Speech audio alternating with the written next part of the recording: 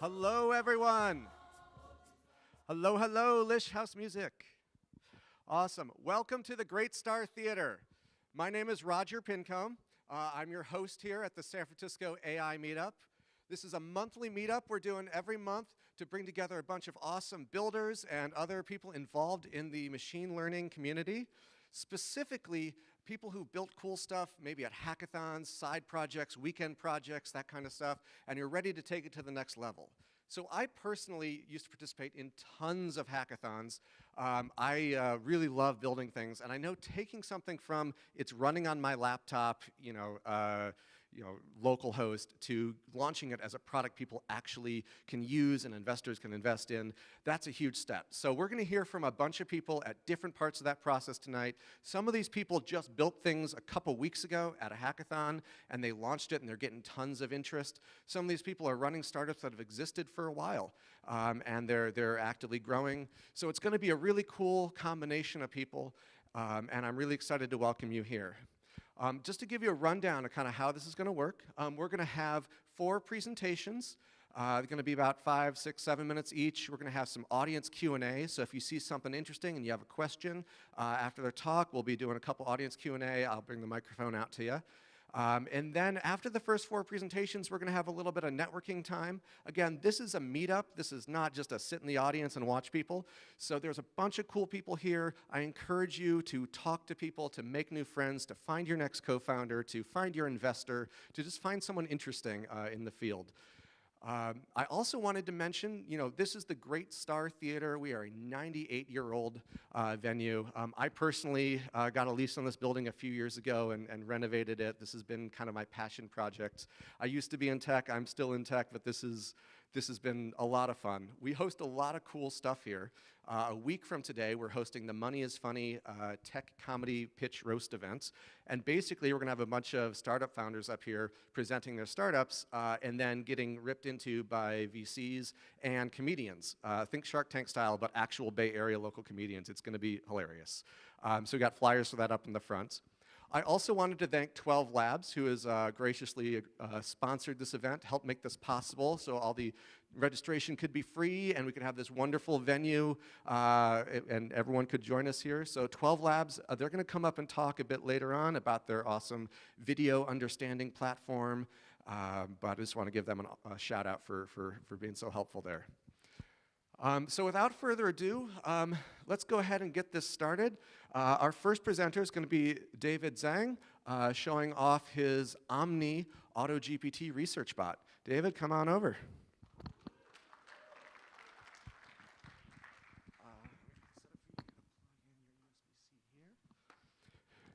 And then, Lish, if we could press that on-air button, and then change the slide to show David up there.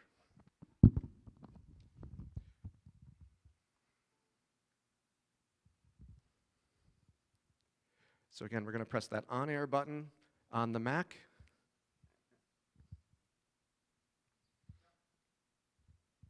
Are we outputting here?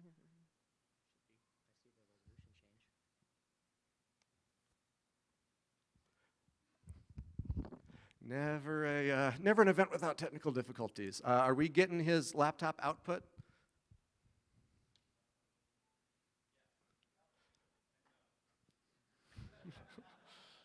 Oh, there we go. Okay. Awesome. Okay. All right. Hello, everyone. So I want to show you guys the product I just launched. It's called Omni, and it's an information retrieval agent that's sort of meant to find and process data for you on the internet. So what does that actually mean? So this is the agent. So it's sort of based on the AutoGPT Baby AGI architecture that sort of recently came out. It's been super popular. I started working on Omni to solve a specific problem I have, which is I want to have it navigate a web and find information for me. So AutoGPT is a great architecture for this. But as I was building it, I essentially started rewriting it one file at a time until pretty soon the entire code base is rewritten. So this is basically a custom AutoGPT implementation for information retrieval. So why information retrieval, or why use AutoGPT for information retrieval? So this is actually quite interesting. If you sort of compare the architecture of AutoGPT versus the architecture of a database. So on the left, I have my Omni architecture. On the right, you have a database. And you could kind of, look at the big high-level boxes. You have a user submit a query. The query goes to the parser goes to planner executor.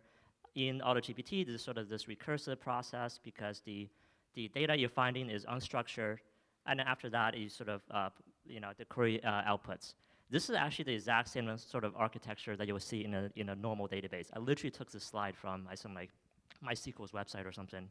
So it's like literally exactly the same. So that's why I think it's just such a great architecture for information retrieval. So I launched it, 3 weeks ago. Like I kind of just tweeted it randomly as like a tech demo, and it sort of just blew up. So far, we have like 13K accounts. The craziest part is we actually have 2,000 people on Discord, which is pretty nuts. Like nothing motivates you more than 2,000 people on Discord sending you a feature request every day. Okay, so let's kind of dive into the product a little bit. So I'll actually just show you guys the product. So here's what it looks like. So go to omni.com. Here's our humble website. We could run a search live right now. Do anybody have any suggestions for what to find? If not, okay. So I'll just do a search for, let's say, find all the best AI events in San Francisco. So now this agent's kicked off. It's gonna make a plan, and it's gonna start just navigating the web on your behalf and collect data and and consolidate it for you. It actually takes 5 to 15 minutes, so we're not gonna sit through all that. But I actually thought what would be cool is I could show you guys some of the results from kind of our actual users. I think those are actually pretty interesting. So here's one the really simple use case is, you could use it to sort of generate podcast script for you, right? So you could have it see all the latest posts on Hacker News and process it into a podcast script. So this is like your sort of default AutoGPT demo, right? Now you can kind of go a little bit deeper here. So let's look at this one. So this is actually a very interesting one. And this is sort of where AutoGPT and that sort of database architecture really excels, because you could start doing these multi-step queries. So you could say find all the posts on Hacker News that's a GitHub repo, and then go into each GitHub repo, and then summarize the repo and give me the URL. So you can have these multi-step queries that start chaining them up, almost like a database query. So this is kind of where you could start seeing sort of the power of using AutoGPT for information retrieval.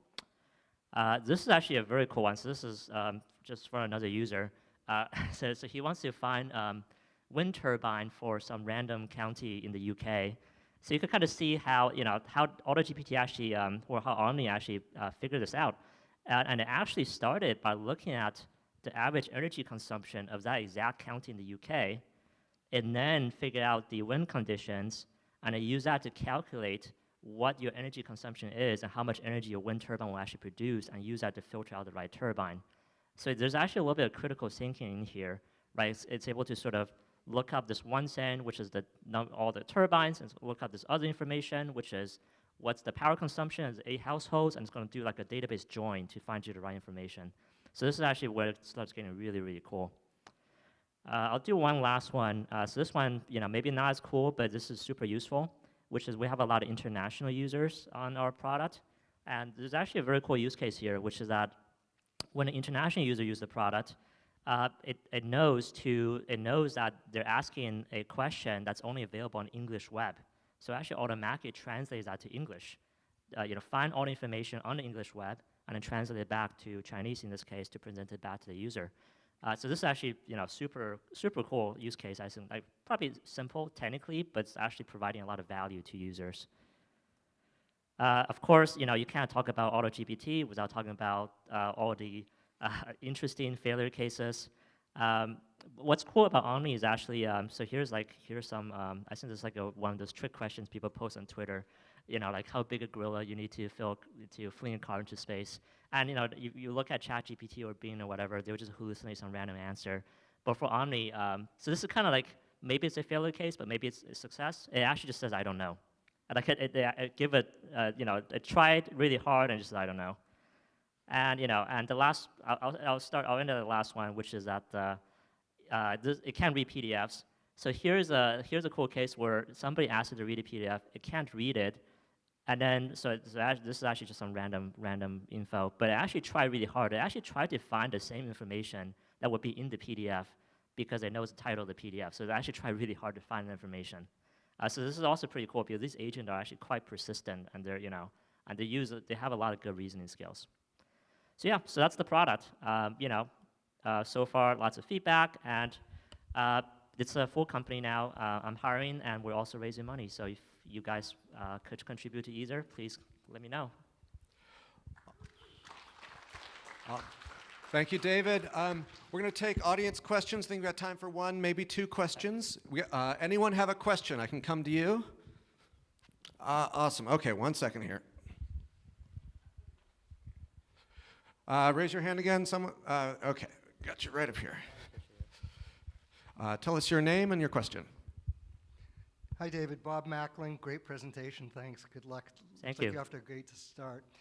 Question is regarding the time. You had mentioned when you did that impromptu prompt, it's going to be 5 to 18 minutes, versus like a pre-trained model that gives you in seconds. What's taking place in order to take that long at this particular phase, and what would you need to do to speed it up so you can get, let's say, 30-second response? Yeah, so it takes so long because it is actually browsing the web on your behalf. And what I realized is actually there is this huge market for sort of these asynchronous information products where people actually willing to wait to get a more complete answer, which is sort of opposite of what you would see with like ChatGPT or Bing or these other products. I'm actually quite surprised. So our users are actually asking us to make the reports more detailed, and they want to wait longer because they want us to sort of go all sorts of direction and make it as comprehensive as possible. So we're actually, if anything, we're sort of going the opposite direction, where maybe it's a 30-minute report, right, which would still actually be a lot faster than if you would hire a human to do this research for you, but and a lot cheaper. But but now that's done by agent, we could automate it and we could send it to you every day. So that's actually so we actually kind of position ourselves as the opposite to these existing products. Awesome, thank you. I got one more question. We're going to try and keep it a little faster here so we can move on. All right, thank you, David. So one quick question is, what are some of the interesting feature requests you've seen, and what do you think about focus on specific vertical versus just a broad tool that gives general answers? Interesting feature requests. Let's see. We have. I don't know if any one of them is particularly surprising. There's a lot of data export requests. There's a lot of support for new sources, PDFs, videos, whatever. I think there's just a lot of demand for people that wants to be able to ingest a large amount of content that they know is true, right? Whether it's on the internet or it's on the intranet. And that sort of leans into where this product is going, which is this is a B2B SaaS product, and the market we're targeting is really, or the persona we're targeting is really everyone who works in BD, right? Because those are the people who does a lot of these sort of manual research on competitors, on products, on reviews, whatever. So anyone that works in BD is an ideal customer for this product. Awesome, thank you, David. Thank you. If anyone has any additional questions, David's going to be hanging out with you guys during the break as well as afterwards, so you have some chance to talk to him then. We've also got Twitter and other info up above, so feel free to take a photo of that to remind yourself who you'd like to talk with. Next, we have got Yi and Jachi from Read Panda. So Read Panda is pretty cool. I personally met them at the Giant Hugging Face event. Oh, yeah, go ahead and plug in here. You got this right there. So I met them at the Giant Hugging Face events at the Exploratorium a couple weeks ago, and it was really cool because they had this whole booth set up. It was super professional. I thought they're a company that had been around for a while, and like, no, we actually just built this at a hackathon last weekend, and it was pretty cool how quickly they went from something they built at a hackathon to something that was built up and had a following. So I think you'll enjoy hearing their story, and I'll turn it over to you guys. Enjoy. Oh, no, we got the laptop video outputting, you guys. There we go. Perfect.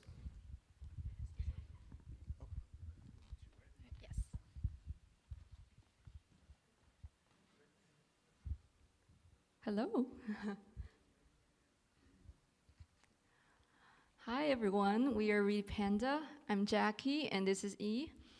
We built this Read Panda during a hackathon happened last month, and we won the second place for building this. And let's first talk about why are we building this. So kids have been falling behind in reading. In fact, E has a daughter, and she's a 4th grader, and she is struggling with reading. So E really wanted to help her daughter and many other kids who are also struggling. 65% of 4th graders are falling behind in reading. And if you couldn't learn to read before 5th grade, you will be struggling to read to learn. So it's like a really, really pressing issue right now. So that's why we built Read Panda. We utilized technologies such as GPT and DALL-E to build this. So we use GPT to break a word down into phoneme sequences so that the kids can sound out the sequences repetitively, and that will help them to memorize the sound of a word. We also use DALL-E to generate a word corresponding to the word. And E is gonna show us how this app actually works. All right. So, does anybody want to give me a word? Just shout it out. Strawberry. All right. Okay, let's do it. 1B. I know. All right, so first thing it does is it grades the word. So it says that strawberry is a 1st grade word. So let's do 1st grade here.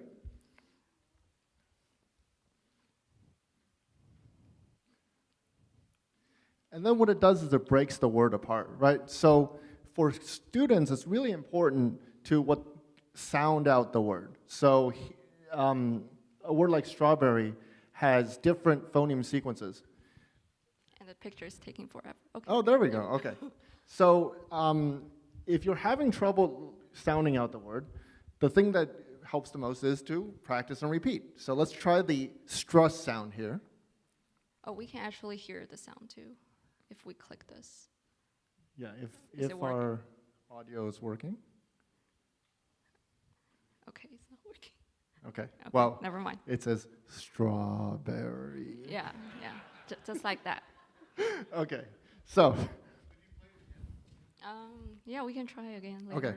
So we're looking for words with the stress sound here. When you're doing a demo, my everything's just a God. little bit slower. Okay, API error. Okay.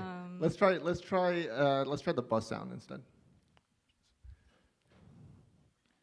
That hasn't happened in a while. All right. All right. So here are different words here at the 1st grade level that have the bus sound. So let's pick another word. Which one would you like to pick, Jackie? Blue. Okay, let's try blue.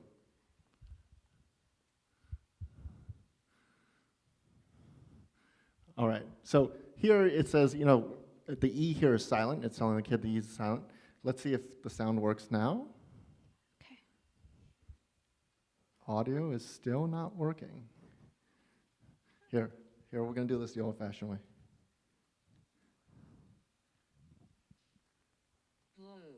All right. Did you guys hear that? All right. So we tried this with some kids, and let's see what they thought. All right, so what do you think so far of the red panda? I like it. Yeah, what do you like about it? I like how you can search up words and see if they are in your grade. Oh, cool. And what else? And I like how you can learn more words. Yeah. Mm-hmm. Yeah. Did it help to have the syllables broken up to help you sound it out? Yeah. Yeah. What word was it that you didn't know? Fascinating. But when you saw that was broken up, It was easier. it was easier? Good. So do you give a thumbs up? Do you like red panda? Yeah. Thank you. All right. Very cute. And All right. So just one last thing.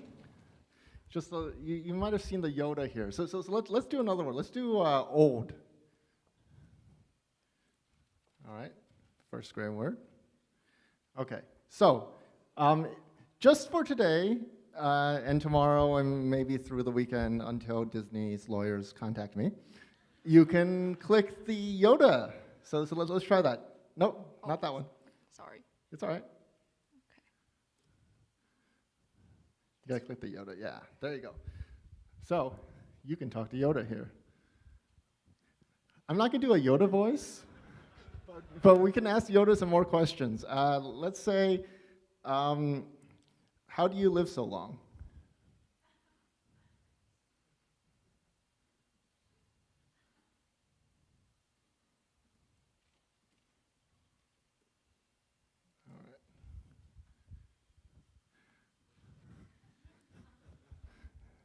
All right. Okay, so let's say we will try.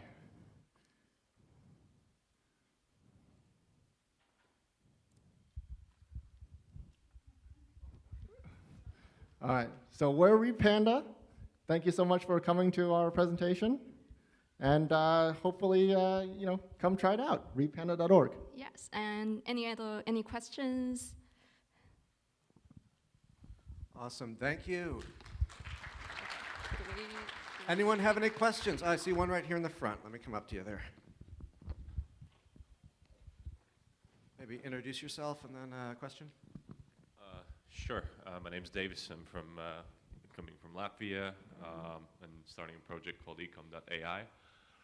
My question would be, how do you track the progress, or is there anything that tracks which words to repeat or improve, or kind of how would the parent or the kids see the progress? That's a very good question. We have not implemented logins yet, as you can see. It is on the list, but we're also open source, so if you want to help us implement it, please go to github.com/esding/repanda. Now that is a very community answer. I like it. Anyone else? We got time for one more question? Anyone? Awesome. Way in the back there. Hold on. Go ahead and introduce yourself, and what's your question? Hello, I'm Shubham, and I think building for kids is like so interesting, and I love the use case. One thing I always wonder about by like building for kids is like, how do you safeguard for safety, and how you think about that? Because like there's like a lot of evidence in the community about like YouTube and other things that have kids products that have like malicious content and propagates through. So just curious to hear if you have any thoughts there. 1 second, I'm going to repeat that just so everyone can hear. So the question is about safety, especially childhood safety. You see on YouTube, they have YouTube Kids, and they have to do a lot of work to implement to make sure children aren't exposed to anything inappropriate. What do you think about child safety, and what are you doing to implement that? Yeah, obviously this is very important. I just watched the Sal Khan's TED Talk today. So.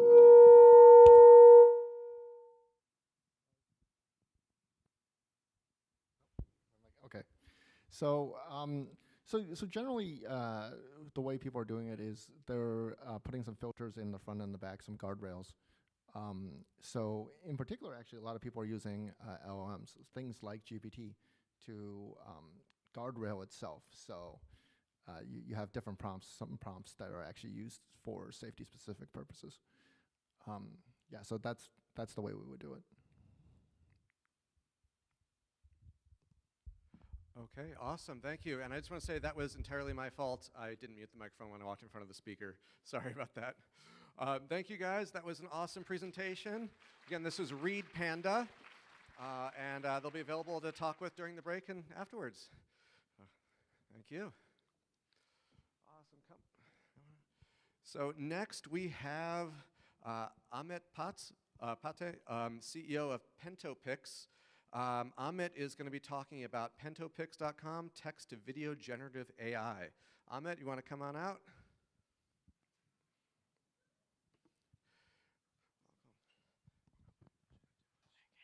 USB-C right there. Awesome. Feel free to pick this up if you want, otherwise just leave it where it's at. Awesome. So we are good to go.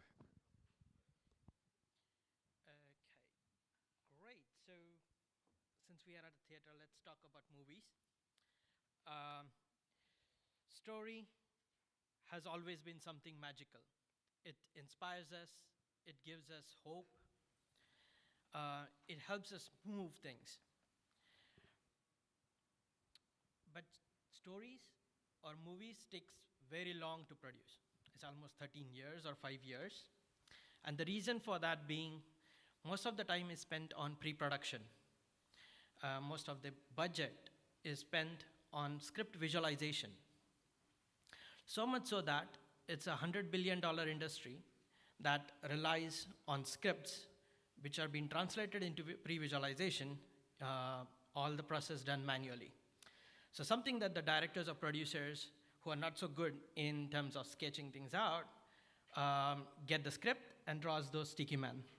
From there, the team of illustrators have no clue what they have drawn. So they go ahead with doing a stop motion videos. From there, it takes 3 weeks for the team of illustrators to get the first draft of what a storyboard would look like. The director is still not happy. It's so much frustrating that only 3% of the movies get to the screen. And it's a $4 billion money put into shit by this whole production media houses. We at Pento Pix are trying to solve the problem by converting text into 3D animated visualizations and then go back to their own traditional way of doing storyboarding. How we do that is the script is input into Pento Pix. We parse the entire script. We split the sentences into list of verbs, objects. From there, we derive the interactions and actions. Then we pull in the data sets of 3D assets. We place them into a 3D scene, which are then further animated using ML model. And at the end, you get the 3D animated movie, which have a fine control and fine tuning by the creative people. The reason being it's a 3D scene. It's a 3D scene using the 3D assets that they already have or they have bought in from marketplaces or generated using Stable Diffusion. The problem with the current AI solution is text-to-video ones is the issue of coherence, which means every time you generate, there's a unique image, and that's the reason why you see Runway ML Generation 3 creating most of the ghosty videos, but we're still happy with it. But that's not how the production house works. In terms of Pento Pix, our technology stack is quite different. We are not using AI to generate the characters or the scenes. We are using existing 3D assets. So with less of a compute power and less of a data, we have used the principles of physics to refine our inferences, refine our models, and fine-tune them. The entire project can be further downloaded as an Unreal Engine project, which allows the creative people to make fine-tuned edits. Animation movie industry can refine on top of that and create the final rendered animated movie based on the first draft that Pento Pix is generating in real time. It's sort of real time. Yeah, we've been at few of the film festivals, and we just won last month 2 awards at South by Southwest, Best in Media Entertainment and Best in Overall South by. Thank you.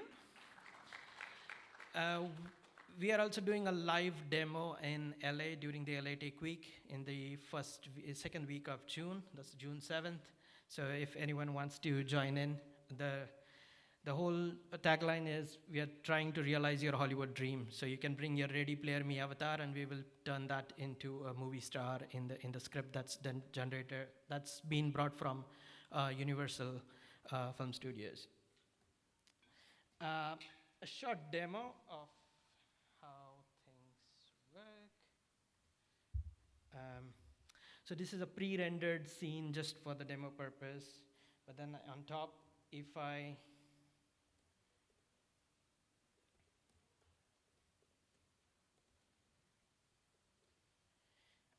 define the number of shots to generate it and the camera track, just left to right, for example. Fingers crossed, it generates, hopefully today.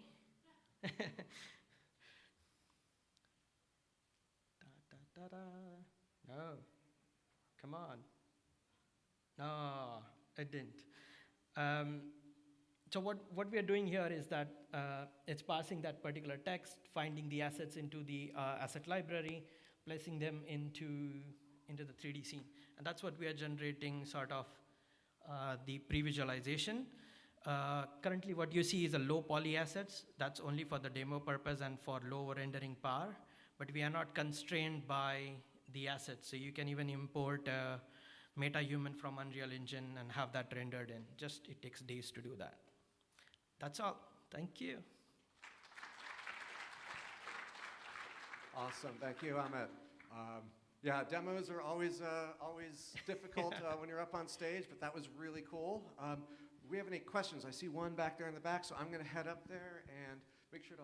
Yeah. Okay. I have no clue. I can't see. So.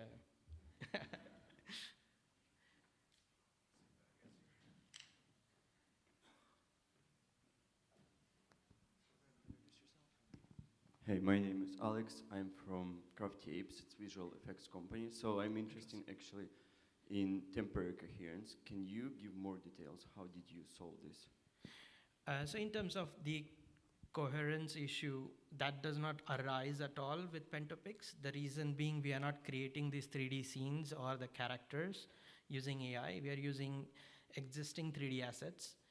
So what Pento Pix does really is we are generating a 3D space wherein we pull in this data, use the physics, principles of physics, self-learning model with contrasting models as well, learning into it, which helps us in placing these objects accurately into a 3D space so that they don't collide. Further, when we are talking about movie or a video, there's an animation or there's a bounding box that we need to expand the area in where the character will move or the objects will move in. And that's where our models are trained and fine-tuned on, which helps in creating that 3D scene. So once you have that 3D scene, now you can have all your camera tracks and dolly effects added to it. So cinematographers can play it with multiple cameras, multiple shots.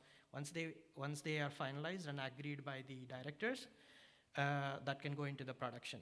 Currently, they are using sticky notes. So imagine where we are talking about. Cool. Awesome, thank you. One more question? You were very, very fast there. Go ahead and introduce yourself, ask a question, then wait a second, I'll repeat the question so everyone can hear it. Hi, my name is Chikati. I was just curious, is this specifically for animation or is this for live action storyboarding and pre-production?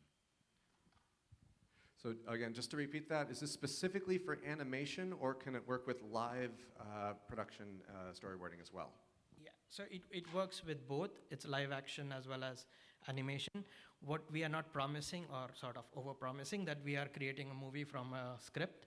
We are doing a pre-visualization, which is you get the concept, and based on that, you can then produce the movie. In terms of animation, the problem is really worse because when they are doing the storyboarding, they have to do frame by frame.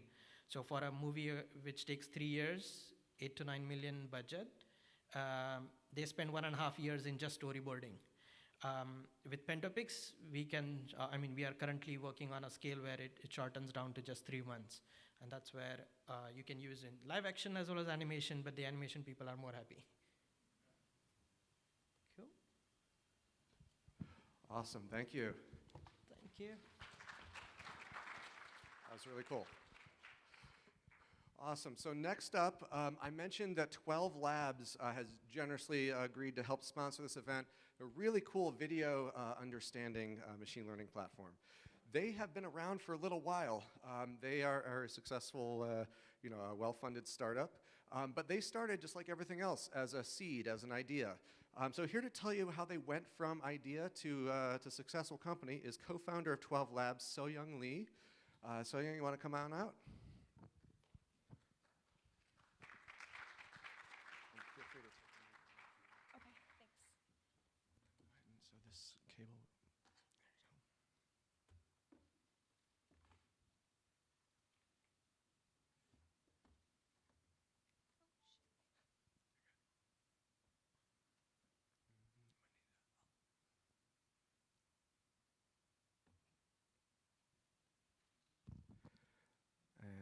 Lish, we got the, there we go, awesome.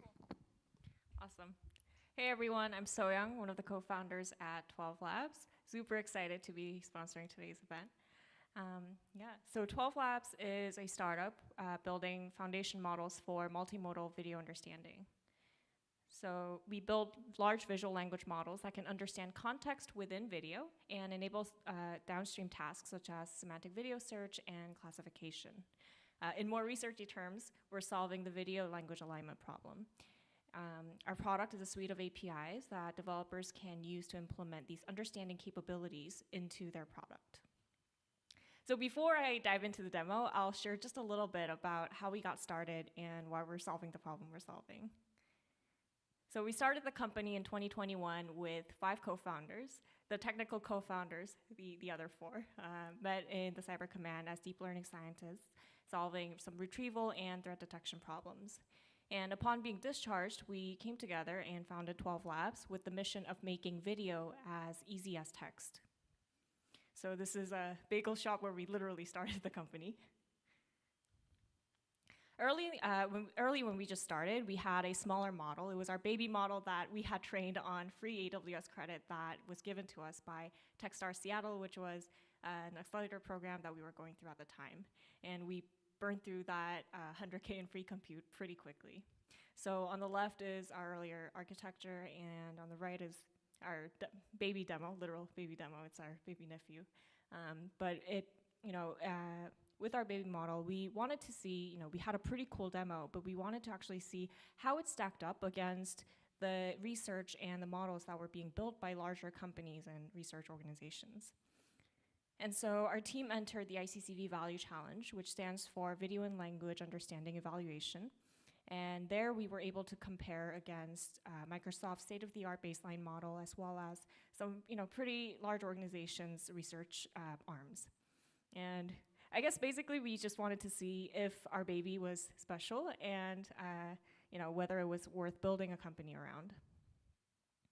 And we ranked first place. So thank you. And it was really exciting for us because to us it was kind of proof that that our baby was indeed special. And yeah, we were super excited about it. That's our CTO and our team kind of passed out after 2 weeks of no sleep. After that, we raised some money. After our first funding, this is on the left, it's a screenshot of our Zoom after we got our first term sheet. The person who's missing from the frame kind of collapsed in excitement, and in total we've raised 17 million to date. And then after that we launched the first version of our APIs, and then we worked with developers building intelligent video applications across different verticals. And even with this earlier model, we've been able to power real business applications in media and entertainment, advertising, creator economy, content moderation, e-learning, and security. And these are just some oddly specific examples that I pulled from a deck. And recently, we actually just soft-launched our open beta, so our baby is now in the wild. It's still a super early product, and in the model maturity timeline, we consider it a baby model. So we think there's still a long way to go, but we're super excited to put it in the hands of developers and builders such as yourselves and get your feedback. So I'll jump into the demo.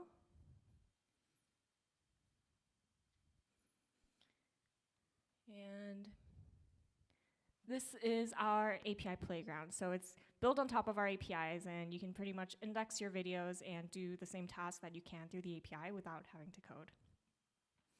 I'll up the resolution a little bit. So I have an index that I've already created. So what I did was I indexed 178 videos, and here we create embeddings that contain the multimodal context. I'll do something super simple. Let's try a cat. And from my videos, it'll just show me, where are the cats. But it gets increasingly interesting as you add context. So cat's doing something funny.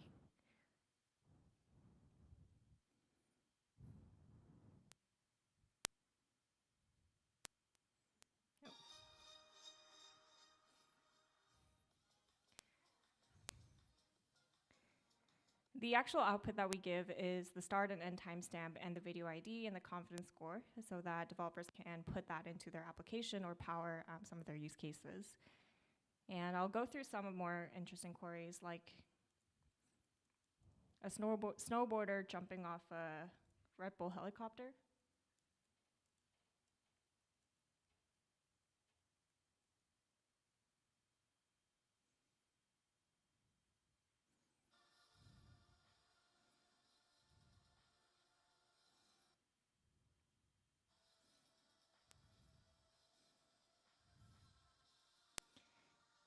And you can find some pretty silly ones too, like Homer finds cash under the bed.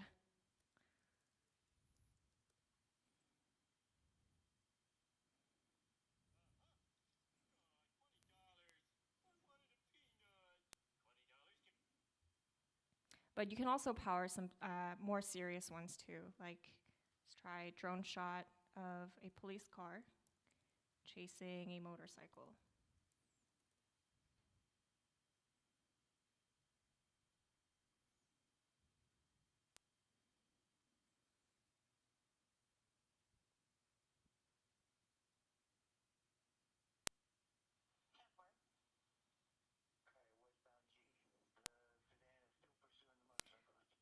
So it's a police car pursuing a motorcycle, which has its use cases.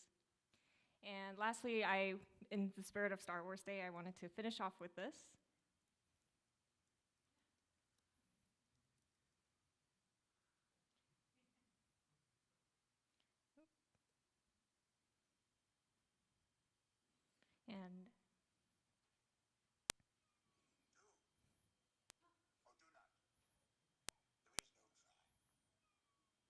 And yeah, that's our demo.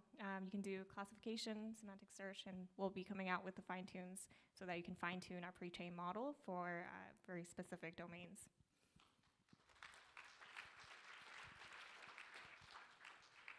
Lastly, we just started a very humble Discord server of folks who are really into AI or multimodal. So if you're interested in learning what's the latest research or kind of other product builders, you can scan the QR and join our Discord. Thank you. Awesome. Thank you, Soyeon. So what we're going to have to do is have people generate videos with Amit's Pento Pix and then use yours to index them. I'm curious, do we want to take a query suggestion from the audience and see if we can find some ridiculous video that's oddly specific? We can try it, yeah. Anyone have something they want to just go ahead and shout it out? I can't promise the videos are here, but sure. Well, hold on. Yeah, let me do Q&A in a second. What were you saying about air? Let's see. Sorry to put you on the spot here, but live demos are the best demos.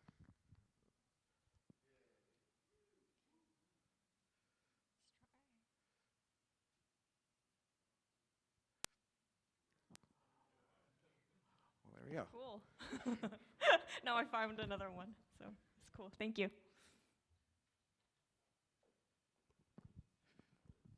Awesome. So we have time for a couple questions. Let me please introduce yourself, and then I'll repeat the question.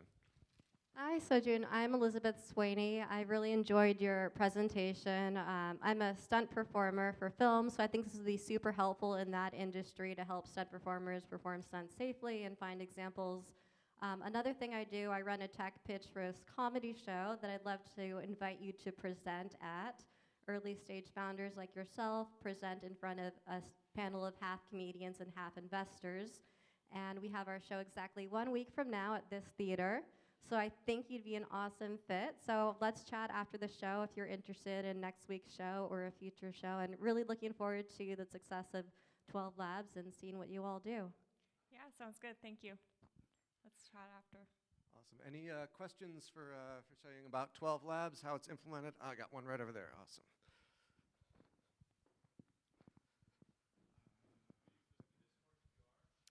Yeah, sorry. Hi, thank you for, my name is Corinne, and my question is, how do you get your video, and how do you label your video, like is a cat running, so how do you do that?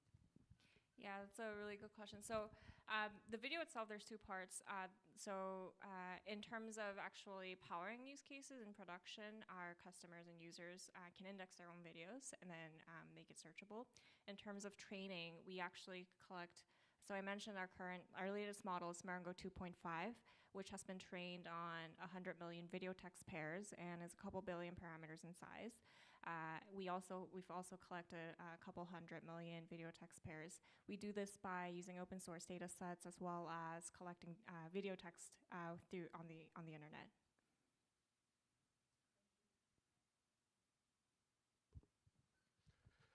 Awesome, thank you. So we are going to take a break now for 15 minutes. Again, this is a meetup. I want everyone to have an opportunity to meet other people, say hello, figure out what cool people are here in the audience with you. We've got makers, we've got builders, we've got founders, we've got executives at places, we've got VCs. So turn to your left or turn to your right, say hello to that person sitting there. They won't bite, they're here for the same reason that you are. Paul, can we go ahead and advance the slides so we've got the information during intermission here? Okay, so it's got 15-minute break. We're going to come back. It's 7:33, so let's say 7:45. Grab a drink, head to the restroom. We got 4 more awesome presentations after the break. Also, I want to call out 12 labs. There's a QR code up there. You can join their Discord just by scanning that. We'll get back to you in 15 minutes or so. Thank you.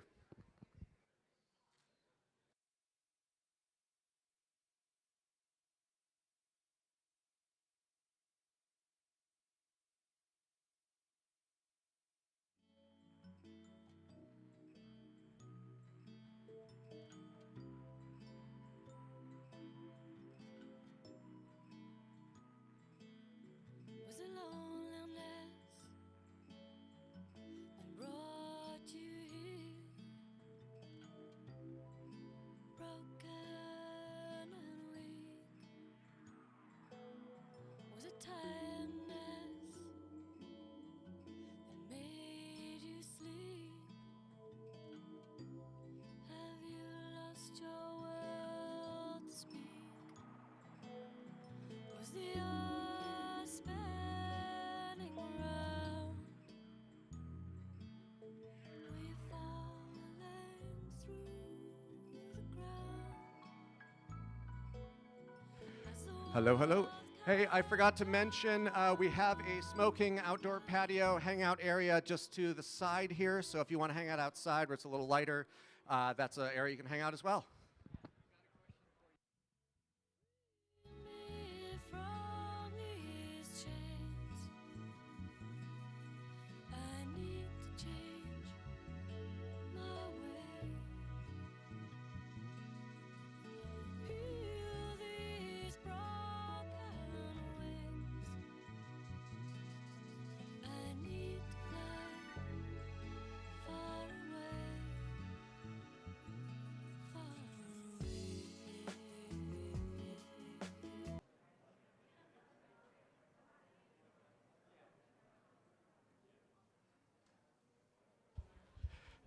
Hello, welcome back.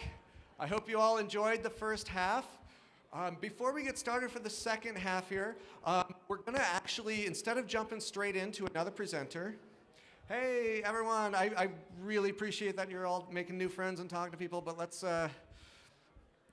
grab some seats again here. Awesome. Can you all hear me? Woo! Okay. So before we get started with more presenters, I actually am honored to be able to present an awesome panel discussion. We're going to be talking about community resources in the Bay Area and San Francisco specifically for ML builders, for people working in AI, for people who are trying to go from hackathon to what's next. Originally we're going to have Rocky Yu from AGI House. He wasn't able to make it, unfortunately, but we have John Whaley, who runs Inception House, and he'll explain a bit more about what that is. We also have Akil Ali. He's the co-founder of Cerebral Valley. Now, I know you all have heard of Cerebral Valley. They aggregate all these amazing events throughout San Francisco and the Bay Area. They had a really cool hackathon at Shack 15. So I'm sure he'll tell you a lot more about what Cerebral Valley is doing and how you can get involved. Moderating the panel is going to be Dmitry Payanov, co-founder at prog.ai. And he's going to get us started here. So thank you and enjoy the second half. You guys want to head out? There we go. Thank you, Roger.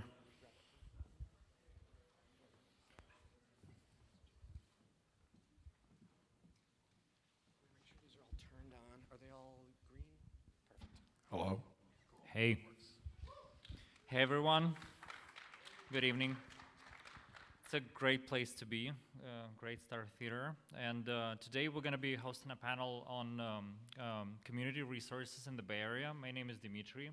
I've been in the city for 7 years. I'm myself a founder and builder, and I've been watching communities change and the city change. So today is the new era of AI, and we have Akil from Cerebral Valley and John from Inception, one of the best communities in San Francisco. So Akil, would you introduce yourself? Thanks, Dimitri. Hey, everyone. Recognize a lot of faces around here. So the last few months, a few fellow builder friends and myself just realized we wanted a little bit more others around us in the trenches as we're all pursuing our own startups. And so as much as we all love networking events and writing our little hello, my name is tags and the little handshakes that most of these general events are going to, we're like, what if we just do things like co-work or just like intentionally go to talk and nerd out with our laptops in front of each other at random coffee shops or hacker houses in SF. And yeah, a few months later, here we are throwing some amazing events at Shack 15. I see many of you around the city, a lot of you are on Hayes Valley and other parts of San Francisco, and it's been quite a magical journey. So Cerebral Valley started as a grassroots community, and still very much is. We're doing co-workings weekly and hackathons monthly out of the Ferry Building at Shack 15 now, and we highly curate to a lot of the builders, founders, and engineers working on AI or with AI in their projects and startups. And so we have a lot more things coming out, but I'm sure a lot of you have already seen this as well. We run a spreadsheet as well as an email list that distributes all the things happening in AI around San Francisco, the Bay Area, and we've actually spun up a couple other chapters, for example, Cerebral Alley in New York City, where there's a sister chapter going on with someone organizing that as well. So there's more to come, and I'm excited to see just the magical summits coming across now, actually. Mm-hmm. Yeah. That's really awesome. John? Hi, everyone. I'm John Whaley. I actually teach at Stanford. I'm on the faculty at Stanford. I teach the compilers class there. And then I had two companies. Each one got acquired. And then after my last company got acquired, I was kind of looking for what do I want to do next. I was very much into large language models like generative AI. And just one day just decided to like book a ranch house like out in Lodi, like middle of nowhere. It's just not much out there, and just invite a bunch of friends. Say, hey, do you want to go out to the countryside and just brainstorm and hack and like try to build a company? We did that last November. The event was awesome, and we had 18 people showed up. We had four of them to 5 groups.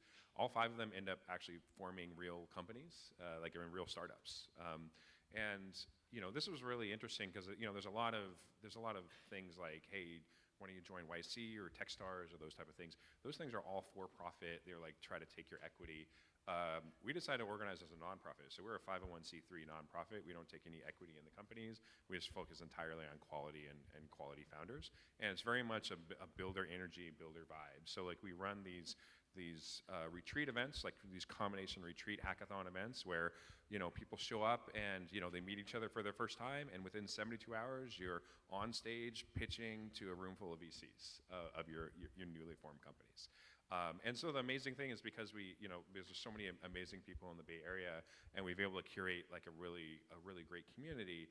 Like real companies end up forming out of this. So it's kind of like an espresso shot, just really be able to form a company really quickly, and it's really effective in terms of taking people who are kind of thinking about maybe starting a company and then getting them to actually do it. And so we've run 3 events so far. We have another one coming up in June. We also run like weekly co-working events every Wednesday. And so, just a great, great locations around San Francisco and around the Bay Area where kind of everyone, who's in generative AI and large language models can get together and just co-work and hack together.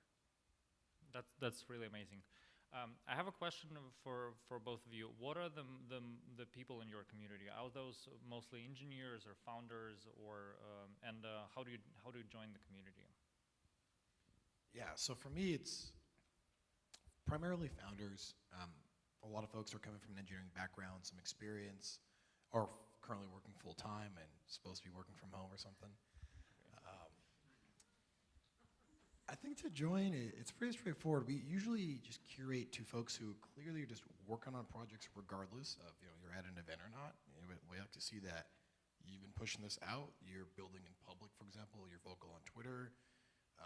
If you're not working already on your own domain email, it's like a sign of not being 100% dedicated to that project, right? But we also know that you got to be very scrappy, and you have this hacker mentality of this caffeine shot kind of. Let's make the thing, ChatGPT API came out, completely scrap your startup, redo everything, have a lot more cost efficiency. So we just kind of curate to a sort of kind of like hacker builder energy and see that you've been working on some great things. And there's kind of some levels to membership in the community, such as you're part of this builder space, or there's like core general memberships where anyone can join a Slack and kind of find out what's going on, or join a mailing list, come to some of the happy hours that are kind of open to anyone. Slack is really amazing, your Slack group, yeah. You can join on Cerebral Valley website, and there's quite a community there. Yeah, we try to facilitate. I think everyone's just excited to talk to each other, so we look for folks who are going to give more than they ask. Mm-hmm. Yeah. That's great. Yeah, and our approach has been, we've been pretty careful about just in terms of growing the community, because I think that there's a lot of value. There's value in terms of the size of the community, but you have to make sure that people continue to have good engagement, and people are engaged, and it's like whenever you go to one of the events, you want to make sure that all the conversations you're having are really high quality conversations. And so we actually put quite a bit of thought into it. We don't have like an application necessarily. You have to be kind of like, it's a referral only thing. If anyone's interested, definitely come to talk to me, and we happy to refer you into the community. But it's a mix. We have people who are not only engineers, and not only product people, and not only kind of creative people, not only sales, go-to-market people. You need all of those, and you need all types of people. You need people who, hey, I'm an engineer, and I know how to build things, but I don't really know much about large language models or generative AI, but I'm really interested. I want to learn, right? And so you need people like that as well, right? And people who have deep research expertise. They have papers and an archive and things like that. And so you need a really diverse set. And so we try to keep the balance approximately the right type of balance, so it doesn't kind of skew too much in one direction or the other. Because I think if you have only hackers and then you ends up with a hackathon that it's not. You build a cool project, but that's not necessarily going to have kind of the bigger impact. On the other hand, if you had just a bunch of product people, you just get just a bunch of Figma and slide decks and stuff. It would be nothing real, right? So this is why you need a mix. So the other piece is I think we do have a great mix of also experienced people. We have a lot of people who are in the community that are exited founders, 2 or 3 or 4 time exited founders, or founders who are unicorn, founded unicorn companies, etc. But again, it's but we also have a 19-year-old who just is graduating from Berkeley in 2.5 years, and is also amazing. So I think when you think about community, just kind of being really intentional about how who is it you're engaging, and as you're growing, and then just making sure that you can kind of everybody in the community is kind of getting the value out that they need to get. What I like about AI community is that it's deeply technical, so a good mix of people is quite important. Diversity and skills takes to build a good company. I have a last question for you. what advice would you give to young technical, non-technical builders in San Francisco who are building in AI? Yeah, for me, I think there's no more need to call yourself technical or non-technical anymore. You literally have the entire world's curated understanding and knowledge trained in a model accessible to you via texting it, talking to it, right? So just understand your own learning needs, be able to talk to your computer, be able to talk to each other. I think the paradigm shifts in education right now are completely disrupted already. We're seeing that with mass adoption already being kind of spoken about in mass media, but just personally, right? I've seen some folks teach themselves how to code in November and now raise for their startup as like a solo founder. So I think there's just what we thought about these barriers to entry are essentially going away. Yeah, and I mean, right now, I mean, we are living in an amazing time. I mean, this is really the heyday, you know, for AI, large language models, and I mean, I've been through in the past, like, you know, the ups and downs, the AI winter and everything. Now is an amazing time to be here in San Francisco, you know, here in the Bay Area, and like working on this. Like, there are so many opportunities now, you know, around this. So, I mean, what I encourage, you know, everyone is to enjoy it, but also there's also a lot of hype. So like, don't buy into your hype. Don't buy into, you know, hey, you know, just kind of try to keep grounded with this, but also like enjoy the time, because like this is an amazing time right now, and like because we're at the, you know, the peak of AI, and just, you know, and this is the epicenter of where everything is happening. So, you know, all these great events that are happening like literally every single day. Is it a peak? Well, I mean, we're certainly, this is the highest that it's ever been, right? And so just enjoy it now. You know, we'll see. I mean, I think that there will be, you know, there certainly is a lot of hype now. Like, I mean, I think it's going to continue, you know, for another 6, 9, 10, 12 months at least, you know. But these things do come in waves. But like, definitely enjoy the time now and take full advantage of it. But don't kind of fool yourself, you know, just because, you know, somebody's kind of else is excited about it. Make sure like you're actually excited about the problems that you're working on, and make sure that you don't kind of like just, you know, get like smell your own BS, right? Just you know, you just want to make sure that you really believe in the stuff that you're working on, because like in many cases, like it's easy. There's so much hype around it now. It's easy to get investors, you know, excited about things. It's easy to get other people excited about things. Make sure that you're excited about it, like, and you want to, you know, keep working on this and work on this. Not only like, even when the hype goes down, you're still excited about it. That's right. Suggestion. On that note, though, yeah, when you're talking about, for the younger folks, entrepreneurship in itself, the governing rules still apply, right? It's value creation and understanding great systems, solving a problem. So whatever the means is, whether it be AI or something else, entrepreneurship is a separate category of grit, courage, and faith. Well, thank you so much, Akil. Thank you, John. Thank you, everyone, for the demos. By the way, amazing demos tonight. Thank you. Awesome. Yeah, thank you all. Let's. Do we have one, maybe 2 questions from the audience for anyone up here? Question. Awesome. Let me come on down. Sorry, you guys are going to have to share the 2 mics. Who do we got? Well, here, I'll get you first, then I'll grab you over on that side. Hey, I'm Shubham, and I was wondering why a nonprofit? Yeah, I mean, I've seen, so just around that, I mean, I've seen the failure mode of many other of these type of communities, where what has happened is that they get a profit motive in there, and then they're forced to scale, and they're forced to like, hey, we need to make investments, and hey, we need to start charging people, things like that.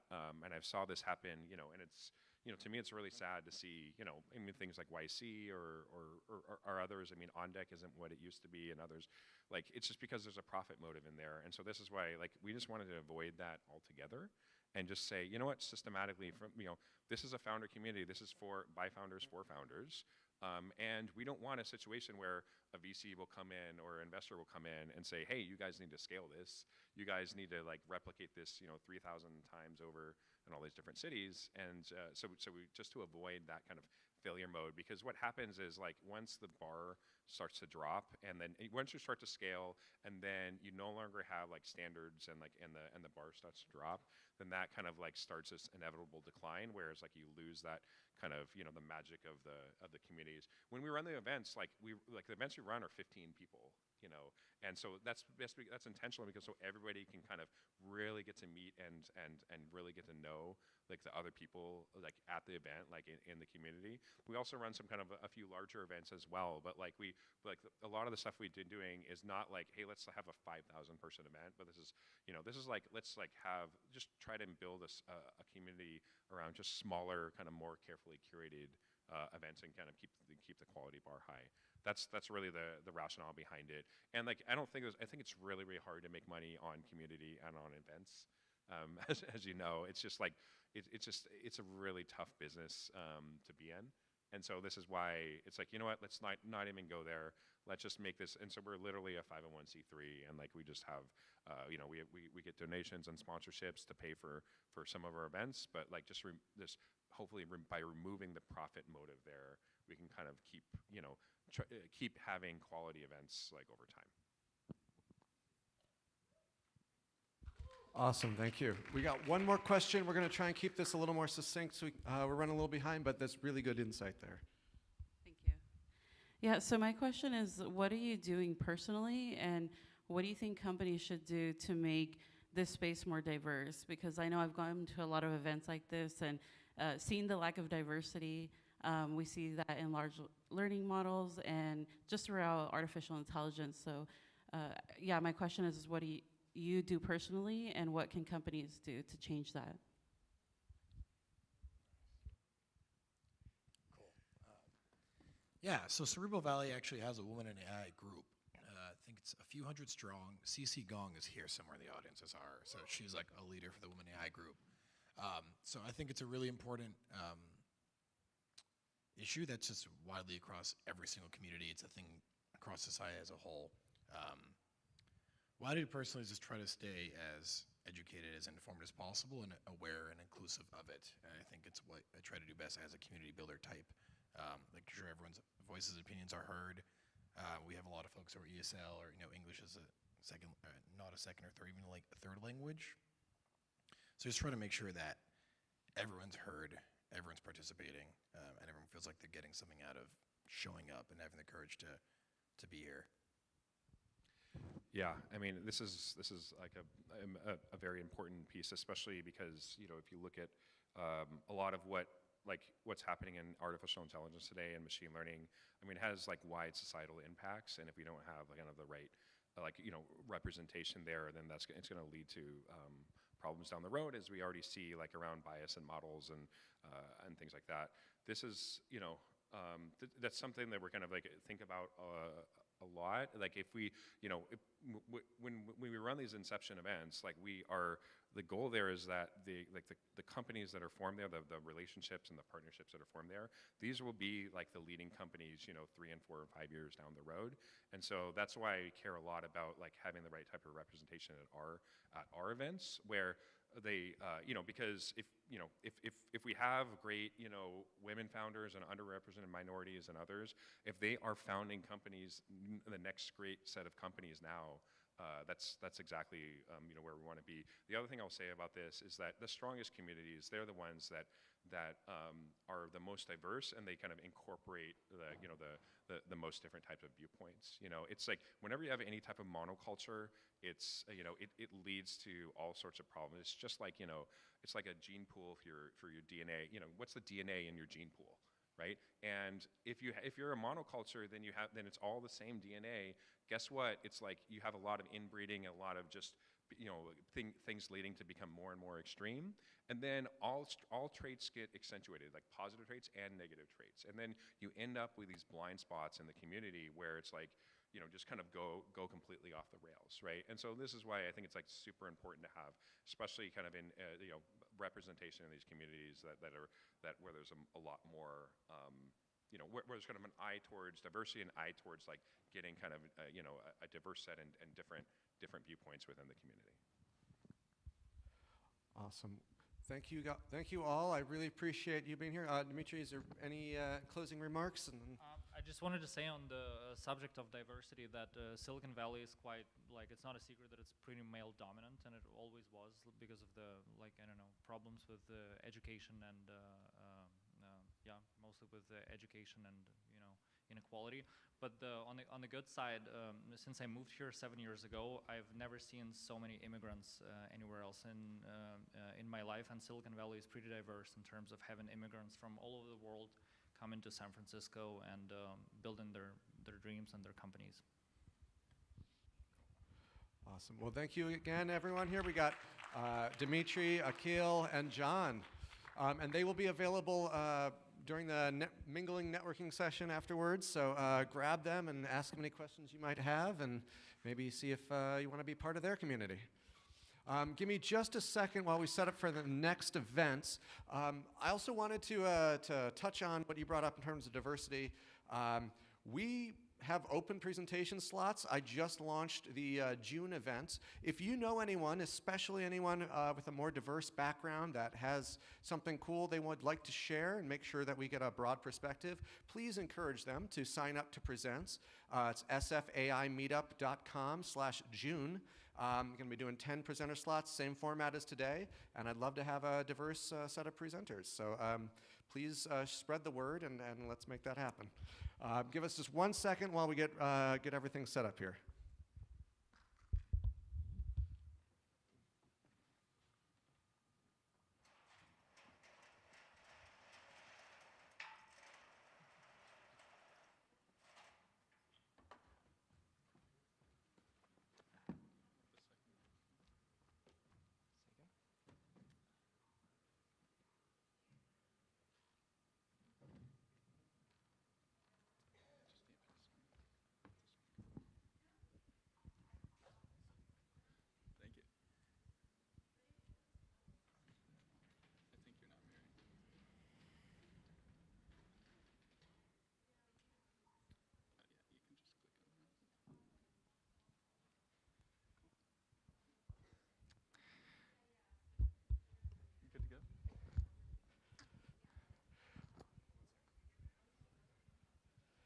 Awesome. Thanks for your patience here. Wanted to introduce here, we have Travis Klein and John Church. They built something called AutoPM, which is a ChatGPT integration and agent integration with Well, I'll let you guys explain it. Thanks, Roger. Yeah, so, thank you. Don't even need to present. So, thank you, Roger. As Roger said, what we're presenting today is just a short demo of what we see as kind of the glue between language models and agents and existing project management workflows. Thanks, John. I just want to say ahead of this has been such a pleasure to work with this guy. We didn't really know each other until a couple meetup events ago, and now we're hacking away. So It absolutely has been. And we just met an event like this, so meet somebody here. So what is AutoPM? So right now we've got a couple of features. As I said, it's supposed to be a glue between models and project management. So our first feature is that we have a ChatGPT plugin where you can go into ChatGPT and instead of asking it for help planning out your project, asking it for descriptions or specs on pages in your project, you can ask it to enter those as issues into your project management system from the chat interface, as well as editing your issues. You can assign your issues to members of your team, all from the chat interface. Second feature is that once those issues are in your project management system, you can actually assign those issues to a model or to an agent. So if you have an issue that you think is simple enough to be completed by GPT-4, you can assign it to GPT-4 and watch it complete it. Then once the completions are made, you can go into the comments of the issue and talk to GPT-4, GPT 3.5 in a chat-like interface right in the comments of your project management system. At the end of the day, what we see in AutoPM is a way to bring the power of these models into your existing workflows. Yeah, it's fun to put AutoGPT off on a task in a terminal, but we think integrating with the tools we already use is the way to go. For this presentation so far in the project, we've integrated linear, but we're excited about the possibility of adding more. So to get started with the demo, we're going to show you the ChatGPT plugin. So many of us have probably had that experience of copy-pasting from ChatGPT into the project management system. So what I'm going to show you right now is us building a hypothetical Star Wars forum. You might ask ChatGPT, okay, well, what are the pages that I need? Could you help me think of some ideas for those? And so with our system, you can ask that, and then in the same prompt, ask it to enter those into, in this case, linear, the project management system. And so as you can see, ChatGPT is drafting the issues, and they're appearing in linear at the bottom of the screen. Once issues are in the project management tool, again, we picked a linear to what we integrated with initially. You can then assign those issues to AutoPM. In this example, we're explicitly selecting the GPT-3.5 agent because for these issues, we're okay maybe with a slightly lower quality answer, but we want a fast answer. Here in this example, we've not explicitly specified which agent should handle a task, and that's going to go to a component that we called agent router. This is all LangChain based. This is a few-shot prompt that basically looks at the task and decides of the available agents, which one should take it on. An important agent that we have available is the issue creator agent. So in this case, if you look at the subtask there, apologies if you're not familiar with the linear interface, in this case, the task got assigned to the issue creator agent, and it further broke this task into smaller chunks, more manageable pieces. I then turn around and then reassign those issues again to AutoPM to trigger the same flow yet again. Yeah, so one of the problems that we ran into when experimenting with agents was just how inconsistent they could be. And I know a lot of people are working on interfaces to manage agents. We think that managing agents through a project management interface like this is a great way to keep track of their progress. Now, once the issue's been completed, either by GPT-4 or by a member of your team, you can go down into the comments, and by tagging AutoPM, AutoPM will look at your comment. It will have the context of the entire issue, and it can answer questions over the issue, over related issues, and it can even edit the issue itself if you ask it to.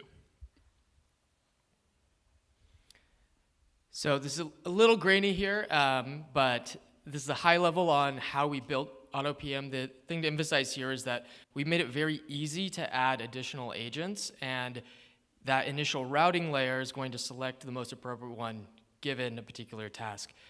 There are only so many agents we can come up with ourselves, and we really would love to invite others to help out.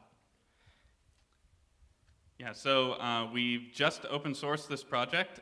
If you are brave enough to get through our setup process, you can actually get it running tonight. That's one of the things that we're going to be working on and that we would love pull requests on, among many other things. But we're very excited to see what people do with this, where it goes, and to keep working on it. Add Jira. Yeah, we want to add Jira soon.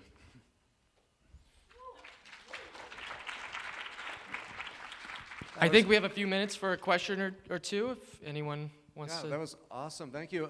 Do we have any questions? Any questions? I got a hand up there. Give me 1 second.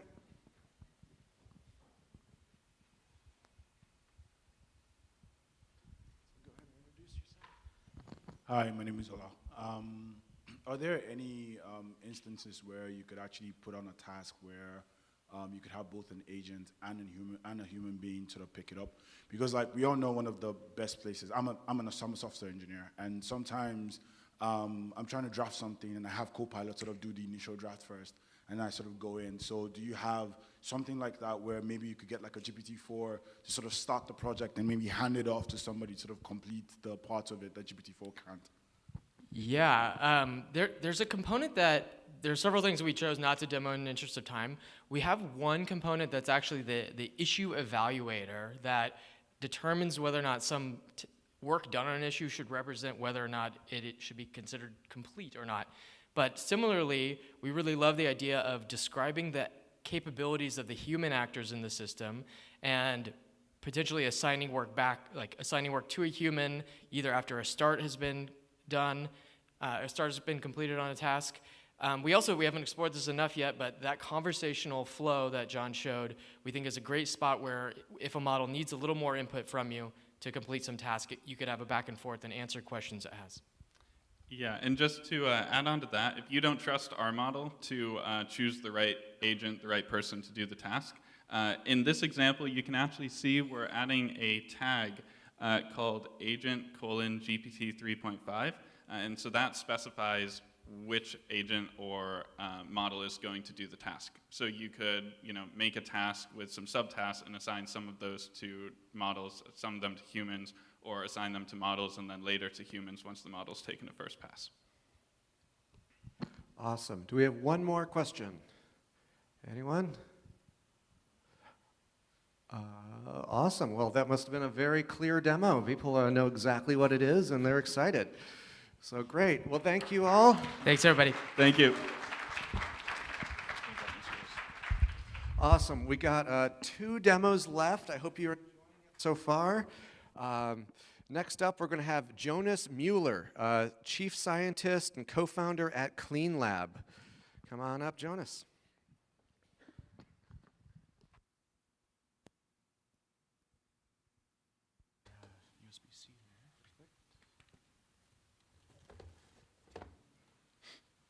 Hey everybody, I'm Jonas.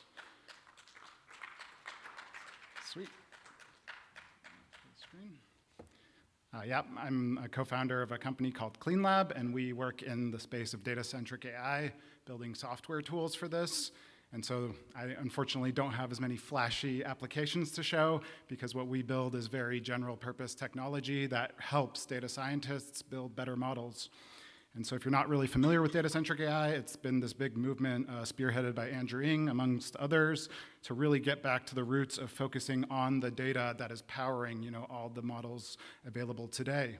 And you can find more information about this on this website Andrew created called data-centricai.org, and you can check out a bunch of talks on data-centric AI, including some on Cleanlab.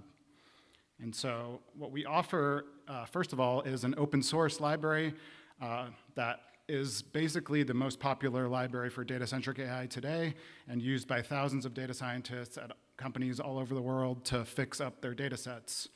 And so what really is data-centric AI?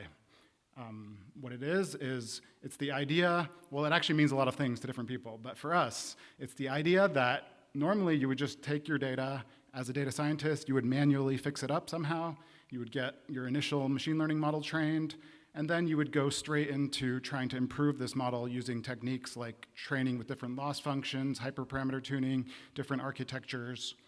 But actually, what you can do with your initial ML model is it knows a lot about your data, and you can actually use this model together with algorithms and software we've developed to help you find issues in your data set and fix those issues such that you can actually get a much better data set. And then you can train your better machine learning model on your better data set and focus on the modeling. Or you can actually just retrain the exact same model you originally had with this better data set and actually just get better performance for free almost without any change to the modeling code. And so to give you a sense of the kinds of issues I'm talking about that can be automatically detected by machine learning models that have already been trained, imagine you're doing like an image classification task and you're training some baseline image classifier, and say you have a cat-dog labeled data set, and you can see that the tools like Cleanlab can detect automatically for you using your trained model that some of the data has been mislabeled, that there are some nearly duplicated data points which might have an outsized impact on your model that you're unaware of. There might be outliers in your data, like a cartoon character, or that also can have outsized impact on your model that you might not be aware of. And your data might not actually be composed of totally independent examples like you thought, and maybe you want to handle the fact that some of the examples are tied together in your data set in a way that you did not know about. And so here I'm going to show you sort of what it looks like when you run it on a simple image classification data set. Here we're using a subset of the Caltech 256 data set, which has these 5 classes: frog, ibis, penguin, swan, and toad. And so as I mentioned, what you do first is you train a machine learning model, and then you produce outputs from your machine learning model to feed into our Cleanlab library. In this case, we have some features, and we have some predicted class probabilities. So we've trained a neural network on this image classification problem, gotten its embeddings of all the data, which we'll treat as features, and its predicted class probabilities of what class is each image belonging to probabilistically. And those are the 2 inputs we'll use to our Cleanlab library. And so all we do is run this simple code, and it checks for a bunch of these kinds of issues that I mentioned. And then it generates a report for us, and it's super fast and very clean. And it tells you, like, I think there's 11 images in this data set that seem mislabeled. I think there's 14 images that are nearly duplicated, 25 outliers. And then you can zoom in and see which of those images are actually the ones it's talking about. And we have a blog post here summarizing it. So just to recap, that's all the code you run. You get this report I just showed. And the kinds of issues it can detect in this data set are things like outliers. So here we're showing the data that's labeled as each class. And in the red boxes, we're showing the things that that Cleanlab automatically detected as being outliers. And you can see, the first 3 of these outliers in the ibis class are just garbage images that happen to make their way in our data set. And you'll be surprised, or maybe not so, that real-world data is just full of such images, just full of noise and low-quality images and images that are mislabeled. So yeah, we can also detect in this data set, there happens to be a lot of images of frogs that are mislabeled as toads. Like here, this is clearly not a toad, but it's labeled as such. And again, this is all automatically detected by just that 1 line of code I mentioned above. And we can see that there is exactly duplicated data in this data set. There are near duplicate data points like this. And so this is all automatically detected using the knowledge in our pre-trained machine learning model. And what is this good for, you might ask? So to give another application that's maybe a little more popular these days than image classification, fine-tuning large language models involves typically having a labeled data set and then training the model to output the labels that the human annotators are giving back. Or reinforcement learning from human feedback involves fine-tuning the models to when the human annotators say thumbs up, to prefer those kind of inputs. But again, human annotators make all kinds of errors in real-world data. And so what you can do is run the code I just showed before to find, for example, mislabeled data in your data set. You can just delete that all automatically, and then just retrain the same language model that you had trained initially and get a boost without hardly any work. And you can also actually go and fix the label issues in the data that were flagged automatically and get a much bigger boost in your language model. And so in this case, we're doing this here for a politeness classification data set, where the goal is to classify text as neutral, impolite, or polite. And we just call, the OpenAI API to fine-tune like a Da Vinci model or one of the popular large language models of the day. And we get 63% accuracy, and we're like, that's not great. So then we run some of the Cleanlab code. As I mentioned, this requires giving some predictions. So we get some predictions from this model from OpenAI. And then we just run a tiny bit of code from Cleanlab to find the label errors. And the top results it shows are things like this. Like here we have a sentence, I'll take a look at this when I have time. Would you mind adding me? And it's marked as impolite in the data set. But really, it has no problem, I would say, and seems OK to me. And so by... Oh, you're good? Yep.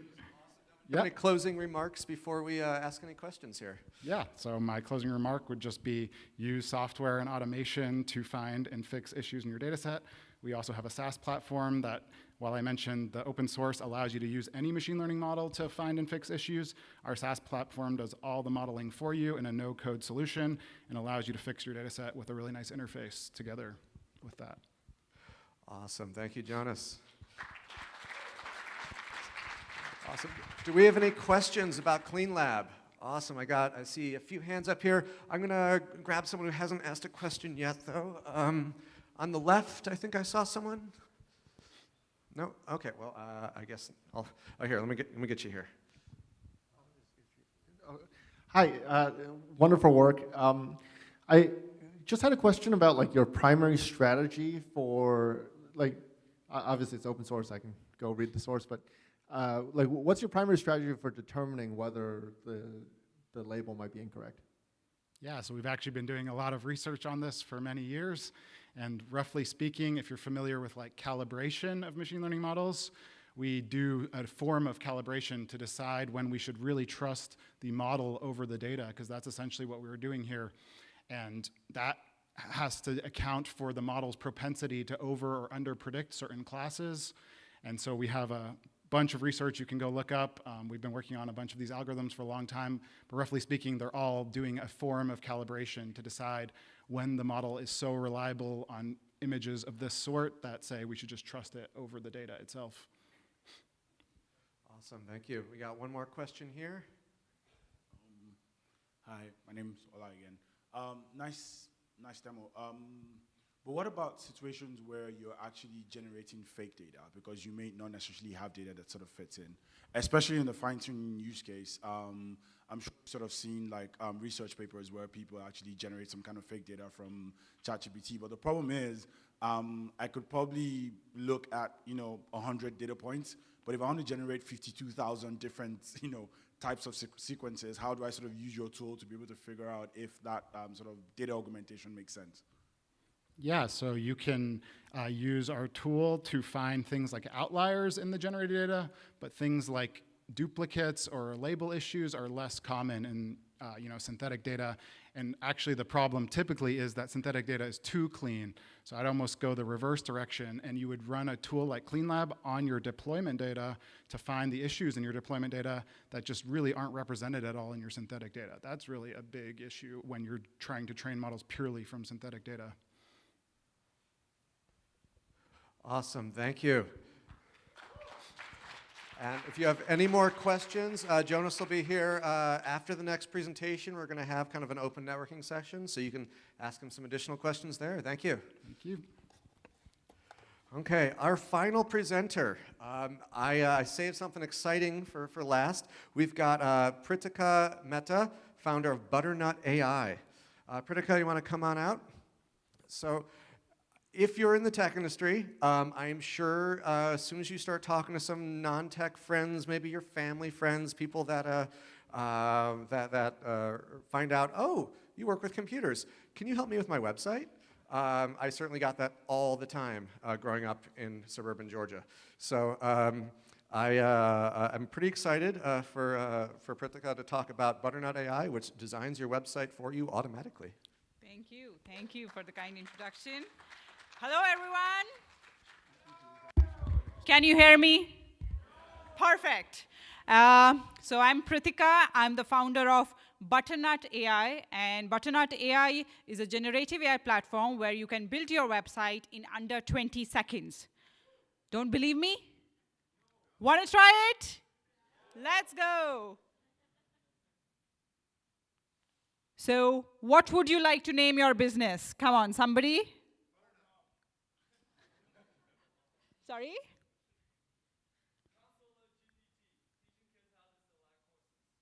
Teaching? Counselor GPT, teaching children how to select courses in university. So an advisor helping you select courses. If you want to zoom in on your text size so we can see it a little better. Perfect.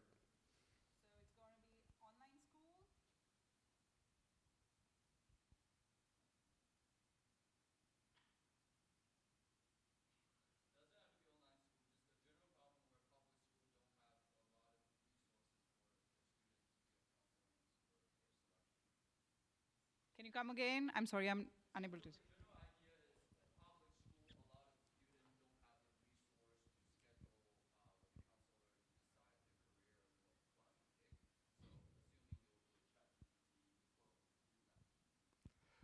Okay, so to repeat that for everyone on the stream and so you can hear, so in public schools you have guidance counselors who help you determine what classes you should take.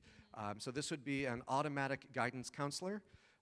that for schools that don't necessarily have the resources to hire their own guidance counselors, that would help you figure out what classes you should sign up for, what classes you should take in school, both high school and university, in order to achieve your degree, your goals, things along that line. Awesome.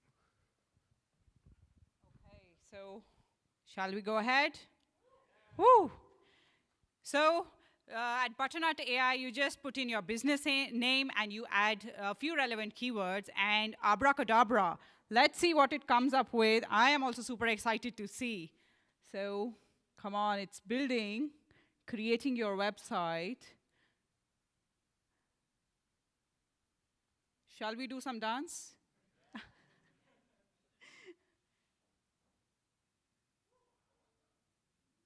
Okay, so here it is. So if you want to if you don't like what you have been shown, you can always click on this and it will regenerate it for you. So you can do it for the entire website. Okay, this thing, whatever can go wrong is going to go wrong.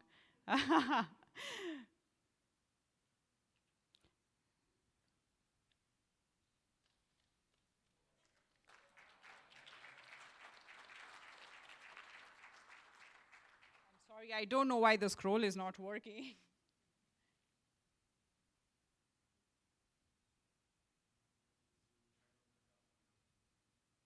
Oh, yeah, now it's working. Oh.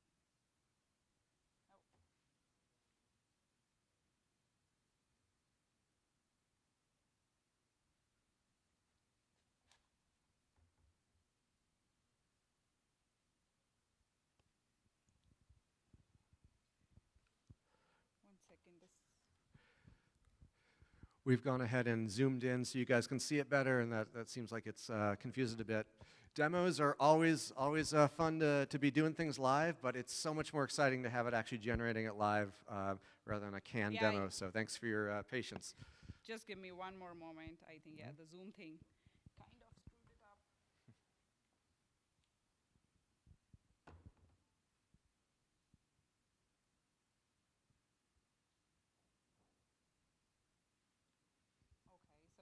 Yeah, these are the testimonials. You don't like them. You want to say, hey, generate it in Elon Musk style.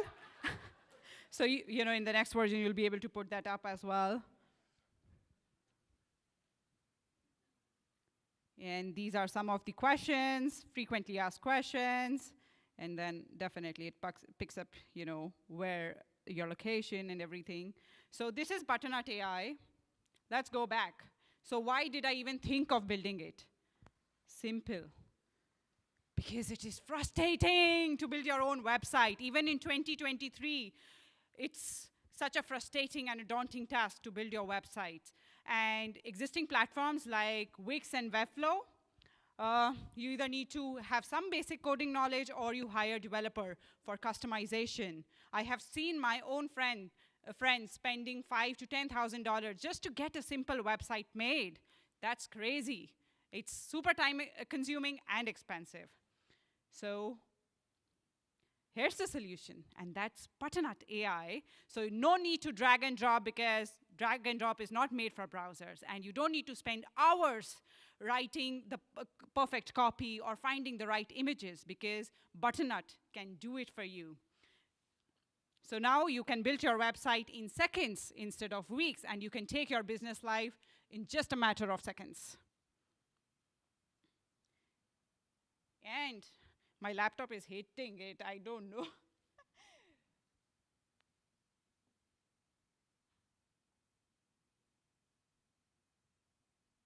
Okay, so I'll just share my story with you. So I launched it 4 weeks back, and I just put up a tweet at night, and then the reason was I just wanted to get initial, 20, 30 users just to get some market validation and to see if this is something, people are enjoying it or if I'm building in the right direction. And when I woke up in the morning, the tweet went viral. I had people messaging me, trying Butternut like crazy from all across the world. And that gave me the validation that I am building in the right direction. So after that, I launched it on Product Hunt. And that, again, got viral. And since then, we have been growing organically. So now you can build your website on Butternut, which is, this is crazy, yeah. So you can build your websites on Butternut 100x faster, and it's super cheap and easier to do than any other alternative in the market.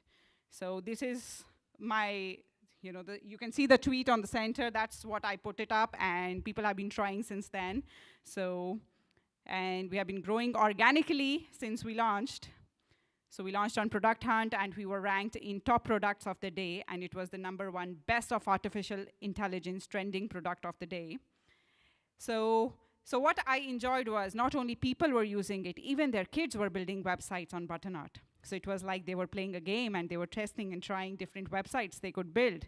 So this is actually the bigger vision. We want to build this platform so that we can empower you to build your own softwares, apps, and websites with just prompts using AI. So next time you have to build your website, why code? Butternut it. So so the product is live, and you can always try it at butternut.ai. You can try it on your phone. You can try it on your laptop. And do write to me, telling about your experience and what you liked about it. Would love to hear your feedback. Thank you, everyone. And sorry for the mess.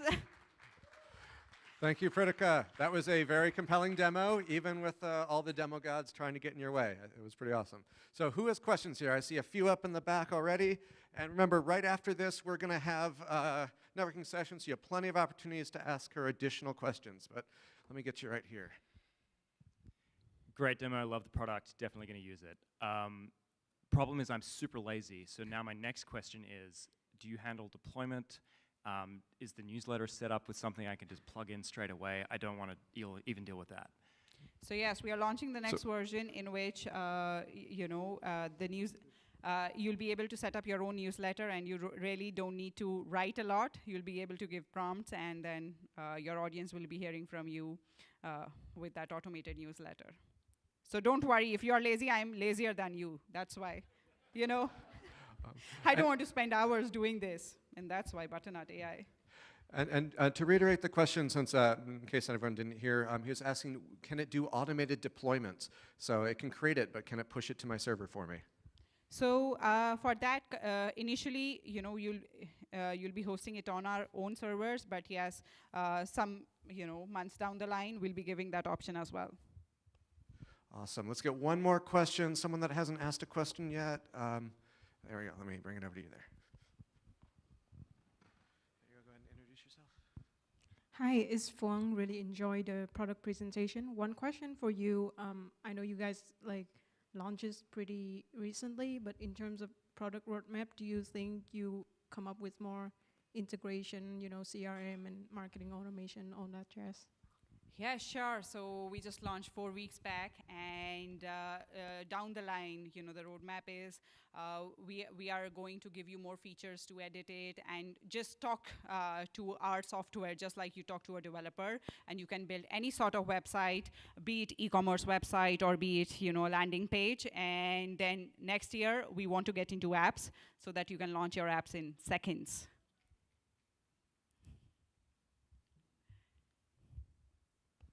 Awesome. Thank you, Pritika. And thank you for all the questions. Thank everyone for joining us today. Thank you. Thank you. Okay, so I have a couple closing remarks before we wrap it up here. I hope everyone really enjoyed the conference. I hope you met someone awesome during the break. And we're actually going to open it up to another, let's say 45 minutes until 9:30. You can stick around, grab a drink, grab some of the delicious fresh popcorn back there. There's a bunch left. I don't want to have to eat it all myself. But again, turn to your side, meet someone new, talk to someone you wouldn't imagine talking to, and see what they're working on. And of course, we got everyone that just presented will be in the audience too, so if you have any additional questions, reach out to them and ask away. We are doing this again in 1 month on June 1st. So if you check out sfaimeetup.com/June, or I'll redirect the main URL to that tomorrow probably. We have presenter slots still open. We have our RSVPs open. So if you enjoyed what you saw, if you want to share what you're working on, if you know someone who should share what they're working on and needs a little encouragement, please reach out to them, push them to sign up. It's free, it's exciting, and it's awesome to share with the community.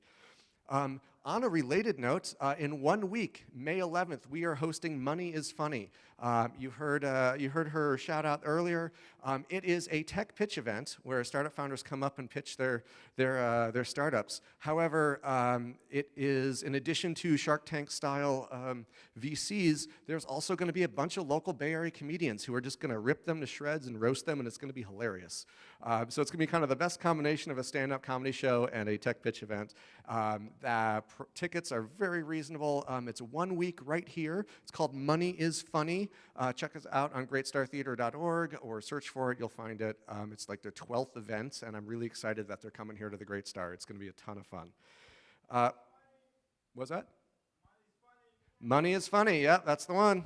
And the producers are actually here in the audience tonight, so if you have any questions, just say hi to them afterwards. On that note, the Great Star Theater, we are a 430-seat venue. We're actually reopening the balcony, so we're about to be up to 500 seats. We host a whole bunch of cool stuff. I mentioned earlier that, I'm the executive director. My name's Roger Pincombe. We opened basically during the pandemic, right as the pandemic ended, June 18th, 2021. We opened with Ballet 22. We host a huge assortment of ballet, dance, comedy, concerts. We had the Star Wars burlesque show last summer. Who was here for Empire Strikes Back? That was so fun. They're off in New York and Chicago now, but I'm trying to get them back next year. It was ridiculously fun. So sign up for our newsletter, greatstartheater.org. We got all our cool upcoming shows up on there. You can volunteer, usher, and get into shows for free. We got flyers up in the front. We got email list sign up in the front. We've got awesome merchandise, pins, stickers, T-shirts, you name it. So if you have any questions about the Great Star, if you want to host an event here, we have availability off and on throughout the year, and especially earlier in the week. So if you got a tech conference, you got a meetup, you got whatever you want to do, hackathon, demo day, reach out to me. My name is Roger Pincombe, or you can go to the Great Star Theater webpage. There's a link for venue rental information on there as well. And we are a local community nonprofit, so we work with events of all sizes. But yeah, I hope you enjoyed it. Again, my name's Roger Pincombe with the Great Star Theater. Stick around, grab another drink, meet someone new, and hopefully I'll see you next month on June 1st. Thank you.